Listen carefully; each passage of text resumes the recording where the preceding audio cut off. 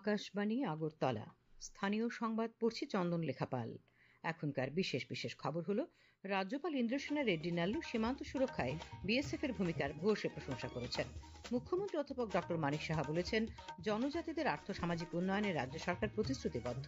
বিহার বিধানসভা নির্বাচনের প্রথম পর্বের প্রচার অভিযান আজ সন্ধ্যায় শেষ হয়েছে। রঞ্জি ট্রফির 4 দিনের খেলায় বাংলার বিরুদ্ধে প্রথম ইনিংসের লিড নিয়ে ইতিহাস গড়ে ত্রিপুরা ড্র করেছে। এবারে সংবাদ বিস্তারিত। রাজ্যপাল ইন্দ্রসেনা রেড্ডি নাল্লু সীমান্ত সুরক্ষায় বিএসএফ এর ভূমিকার ভূয়সী প্রশংসা করেছেন। তিনি বলেন, সীমান্তে বিএসএফ এর সতর্ক প্রহরার কারণে জনগণ সুরক্ষিত। আজ ঊনকোটি জেলার সীমান্ত এলাকা পরিদর্শনকালে বিএসএফ এর আধিকারিক ও জওয়ানদের সঙ্গে আলোচনার সময় তিনি কথা বলেন। তিনি কৈলাসহরের সীমান্তবর্তী রাঙ্গাউটির বিএসএফ এর 55 নম্বর গেট দিয়ে ভারতীয় ভূখণ্ড থেকে ইন্দো বাংলাদেশের সীমান্ত পর্যবেক্ষণ করেন। তিনি সীমান্ত সড়কপথ ও সীমান্তের কাঁটাতারের বেড়া দেখেন। সীমান্ত সড়কপথে কৈলাসহরের লাটিয়াপোড়া বিএসএফ 199 ব্যাটালিয়নের বিওপি পরিদর্শন করেন তিনি। রাজ্যপাল সেখানে বিএসএফ এর প্রহরী সম্মেলনে অংশ নেন। দুদিনের ঊনকোটি জেলা সফরে আজ সকালে কৈলাসহরে পৌঁছলে পুলিশ প্রশাসনের পক্ষ থেকে তাঁকে সম্মানসূচক গার্ড অব অনার দেওয়া হয়। রাজ্যপাল কৈলাসহরের খাওড়াবিল স্থিত ঐতিহ্যবাহী 14 দেবতা মন্দির পরিদর্শন করেন। তিনি ত্রিপুরা গ্রামীণ আজীবিকা মিশন আয়োজিত স্বসহায়ক দলের উৎপাদিত সামগ্রীর স্টল পরিদর্শন করেন। শ্রী রেড্ডি সীমান্তগ্রাম সফরিকান্দি ও লক্ষ্মীপুর এলাকায় যান এবং এলাকার পানীয় জল, বিদ্যুৎ, রাস্তাঘাটের উন্নয়ন বিষয়ে খোঁজ খবর নেন। আকাশবাণীকে দেওয়া সাক্ষাৎকারে রাজ্যপাল জানান, প্রধানমন্ত্রী নরেন্দ্র মোদীর নেতৃত্বাধীন সরকারের লক্ষ্য সীমান্ত এলাকায় দ্রুত উন্নয়নের কাজ এগিয়ে নিয়ে যাওয়া। ত্রিপুরাতে 850 কিলোমিটার দীর্ঘ ইন্দো বাংলাদেশ সীমান্ত রয়েছে প্রতিবেশী বাংলাদেশের সঙ্গে। এই সীমান্ত এলাকায় বসবাসকারীদের সঙ্গে মত বিনিময় ও আলোচনা করা তার সফরের লক্ষ্য। মুখ্যমন্ত্রী অধ্যাপক ডক্টর মানিক সাহা বলেছেন, জনজাতিদের আর্থ সামাজিক উন্নয়নে রাজ্য সরকার প্রতিশ্রুতিবদ্ধ। আজ আগরতলা রবীন্দ্র শতবার্ষিকী ভবনে রাজ্য হস্ততাঁত, হস্তকারু ও রেশম শিল্প দপ্তর আয়োজিত মুখ্যমন্ত্রী জনজাতি মহিলা তাঁতি উন্নয়ন কর্মসূচির অন্তর্গত সুতা বিতরণ অনুষ্ঠানের উদ্বোধন করে তিনি একথা বলেন। তিনি বলেন, মুখ্যমন্ত্রী জনজাতি বিকাশ যোজনায় 9,326 জন সুবিধাভোগীদের ইতিমধ্যে 25,000 টাকা করে আর্থিক অনুদান দেওয়া হয়েছে। তাছাড়া সরকার সিদ্ধান্ত নিয়েছে শীঘ্রই 100 শয্যা বিশিষ্ট 3টি এবং 50 শয্যা বিশিষ্ট 7টি জনজাতি ছাত্রীদের জন্য হস্টেল নির্মাণ করা হবে। হস্টেলগুলিতে সৌর বিদ্যুৎ ও জলের পরিষেবা প্রদানের জন্য সরকার 19 কোটি টাকা প্রদান করেছে। তিনি আধুনিক প্রযুক্তি ব্যবহারের মাধ্যমে ত্রিপুরায় তাঁত শিল্পের প্রসারের উপর গুরুত্ব আরোপ করেন। জনজাতিদের সংস্কৃতির বিকাশেও গুরুত্ব আরোপ করেন মুখ্যমন্ত্রী। আমাদের সংস্কৃতির দিক দিয়ে যদি আমরা বলি, জনজাতিদের ইন্ডিজিনাস যে গান বাজনার যে যন্ত্রগুলো আছে সেগুলো কিন্তু হারিয়ে যাচ্ছে। আমাদের সরকার আমরা ঠিক করেছি যে তাদের কোনো অবস্থায় যাতে সেগুলো হারিয়ে নেওয়া যায়, তাদের যে লোকসঙ্গীত, লোকনৃত্য, হস্তশিল্প সেগুলো যাতে আমরা রাখতে পারি, তার জন্য 3 কোটি টাকা অলরেডি আমরা এই বছরে আমরা তার বরাদ্দ করেছি। অনুষ্ঠানে বক্তব্য রাখেন জনজাতি কল্যাণমন্ত্রী বিকাশ দেববর্মা, আগরতলা পুর নিগমের মেয়র দীপক মজুমদার। অনুষ্ঠানে মহিলা তাঁতিদের মধ্যে 1 কেজি 250 গ্রাম করে সুতো বিতরণ করা হয়। কৃষিমন্ত্রী রতনলাল নাথ বলেছেন, রাজ্যের 7টি বিধানসভা কেন্দ্রের 7টি বাজার নির্মাণের জন্য রাজ্য সরকার মোট 160 কোটি টাকা বরাদ্দ করেছে। তুলাশিখর কৃষি উপবিভাগের অধীনে তুলাশিখর প্রাথমিক গ্রামীণ বাজারের ভিত্তিপ্রস্তর স্থাপন অনুষ্ঠানে তিনি আজ কথা বলেন। তিনি বলেন, কৃষকদের আয় বৃদ্ধি ও খাদ্যশস্য উৎপাদনে স্বয়ংসম্পূর্ণ করতে কৃষি দপ্তর নিরলসভাবে কাজ করে চলেছে। মুখ্যমন্ত্রী অধ্যাপক ডক্টর মানিক সাহা বলেছেন, সংবাদ মাধ্যমের স্বাধীনতা বজায় রাখার ক্ষেত্রে সরকার প্রতিশ্রুতিবদ্ধ। সমাজে দুর্নীতি, অন্যায়, অবিচার হয়ে থাকলে সংবাদ মাধ্যম তা বলিষ্ঠভাবে তুলে ধরে। আজ আগরতলা প্রেস ক্লাবে 3 দিন ব্যাপী মিডিয়া ওয়ার্কশপের উদ্বোধন করে তিনি কথা বলেন। তিনি বলেন, সংবাদপত্রে প্রকাশিত সংবাদের ভিত্তিতে নিয়মিতভাবে প্রয়োজনীয় ব্যবস্থা নেওয়া হচ্ছে। সংবাদ মাধ্যমে যেসব বিষয় প্রকাশিত হচ্ছে সেসব নিয়ে উচ্চ পর্যায়ের বৈঠকে বসে প্রয়োজনীয় ব্যবস্থা গ্রহণের জন্য জেলা শাসক থেকে শুরু করে সংশ্লিষ্ট আধিকারিকদের নির্দেশ দেওয়া হচ্ছে। অনুষ্ঠানে অন্যান্যদের মধ্যে বক্তব্য রাখেন তথ্য ও সংস্কৃতি দপ্তরের ভারপ্রাপ্ত সচিব অপূর্ব রায়, আগরতলা প্রেস ক্লাবের সভাপতি প্রণব সরকার, তথ্য ও সংস্কৃতি দপ্তরের অধিকর্তা বিম্বিসার ভট্টাচার্য প্রমুখ। 3 দিন ব্যাপী এই ওয়ার্কশপে 7 জন বিশেষজ্ঞ বিভিন্ন বিষয়ে আলোচনা করবেন। বিভিন্ন সংবাদ মাধ্যমের 350-এরও বেশি সাংবাদিক ও আলোকচিত্রী ওয়ার্কশপে অংশ নিয়েছেন।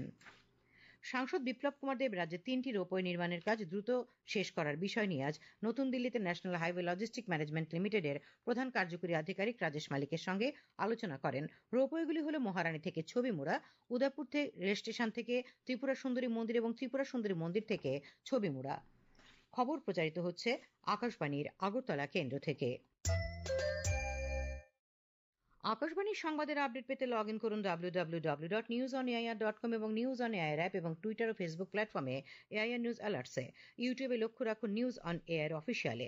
এছাড়া আকাশবাণী আগরতলার সংবাদের আপডেট পেতে দেখুন টুইটার বা এক্স হ্যান্ডেলে আকাশবাণী নিউজ আগরতলা, ফেসবুকে এআইআর নিউজ আগরতলা এবং ইউটিউবে আকাশবাণী নিউজ আগরতলা।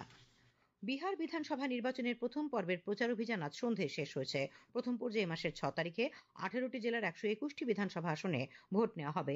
এই পর্বে মোট 1314 জন প্রার্থীর রাজনৈতিক ভাগ্য নির্ধারণ করবেন 3,75,00,000-এরও বেশি ভোটার। প্রথম পর্বের জন্য নির্বাচন কমিশন ব্যাপক নিরাপত্তা ব্যবস্থা গ্রহণ করেছে। দ্বিতীয় পর্যায়ে 20টি জেলার 122টি বিধানসভা আসনে এ মাসের 11 তারিখে ভোট গ্রহণ করা হবে। ভোট গণনা করা হবে 14 নভেম্বর। ব্যাপক নগরায়ন, ক্রমবর্ধমান জনসংখ্যা এবং স্থান সংকুলনের কারণে বহুতল আবাসন ইত্যাদি জল সংকটের ঝুঁকি অনেক গুণ বাড়িয়ে দিয়েছে। সেই উপলব্ধি থেকে জল সঞ্চয় যাত্রার পরিকল্পনা। উত্তর ত্রিপুরা জেলা শাসক চাঁদনী চন্দ্রনের আন্তরিক প্রয়াসে গোটা জেলায় মোট 50,000 সোকপিট নির্মাণ মাটির নিচের জলের স্তরের ভারসাম্য বজায় রাখার ক্ষেত্রে সহায়ক হবে। এখন এ নিয়ে একটি প্রতিবেদন। অথচ আমাদের মাটির নিচের জল স্তরে টান পড়ে যাচ্ছে নগর সভ্যতার আগ্রাসীপনায়। কারণ বাড়ছে না জলের উৎস। এমনকি বৃষ্টি প্রবণ অঞ্চল হওয়া সত্ত্বেও মাটির নিচে সঞ্চিত হওয়ার বদলে নালা দিয়ে খাল পথে জল যায় নদীতে। গোটা উত্তর জেলায় সেই জল সঞ্চয়ের ভাবনাতে এক অনন্য যুদ্ধে নেতৃত্ব দিলেন জেলা শাসক চাঁদনী চন্দ্রন। তার পরিকল্পনা অনুযায়ী দুদিনের অভিযাত্রায় বাড়ি বাড়ি সোকপিট তৈরি করা হয়েছে। সেই গর্তে বৃষ্টির জল এসে তা ধীরে ধীরে মাটির নিচে চলে যাবে। জেলা জুড়ে উত্তর জল সঞ্চয় যাত্রায় 50,000 বাড়িতে বৃষ্টির জলকে মাটির নিচে পাঠানোর পরিকল্পনা বাস্তবায়ন প্রসঙ্গে জেলা শাসক চাঁদনী চন্দ্রন জানালেন, গোটা জেলায় প্রতিটি ব্লকের বিডিও, পঞ্চায়েতের সচিব এবং জনপ্রতিনিধিদের নিয়ে এই অভিযান। सबको पता है कि हम लोग वाटर कंजर्वेशन करना चाहिए, पर हमारा डिस्ट्रिक्ट में जितना भी बारिश होता है उसका 10% से कम पानी हमारा भूगर्भ स्तर में चले जाते हैं। बाकी जो पानी है वो रन ऑफ होके जाते हैं, नहीं ये तो फ्लडिंग होता है। तो ये रन ऑफ को रोकने के लिए एक छोटा सा एक सोल्यूशन है सोकपिट बनाना। सोकपिट बनाने से जो पानी है बारिश का वो हमारा भूगर्भ स्तर में अंडरग्राउंड वाटर टेबल में चले जाते हैं। उसके लिए ज्यादा पैसा नहीं लगता है, सिर्फ थोड़ा मेहनत चाहिए सोकपिट बनाने के लिए।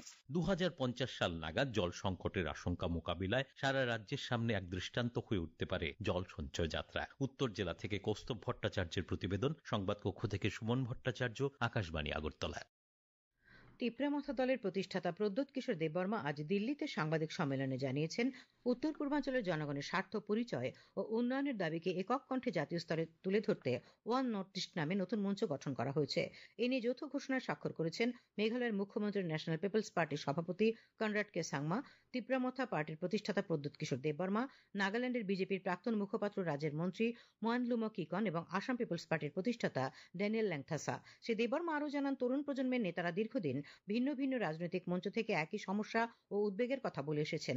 এখন এইসব কণ্ঠ একত্রিত হয়ে মানুষের জন্য এক শক্তিশালী যৌথ কণ্ঠ তৈরি করবে। রাস পূর্ণিমা উপলক্ষে 3 দিনব্যাপী ব্রহ্মকুণ্ড মেলা আগামীকাল থেকে সিমনায় অনুষ্ঠিত হবে।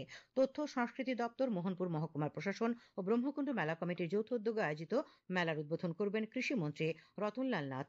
উপস্থিত থাকবেন পশ্চিম ত্রিপুরা জেলা পরিষদের ভারপ্রাপ্ত সভাধিপতি বিশ্বজিৎ শীল, পশ্চিম ত্রিপুরা জেলার জেলাশাসক ডক্টর বিশাল কুমার প্রমুখ।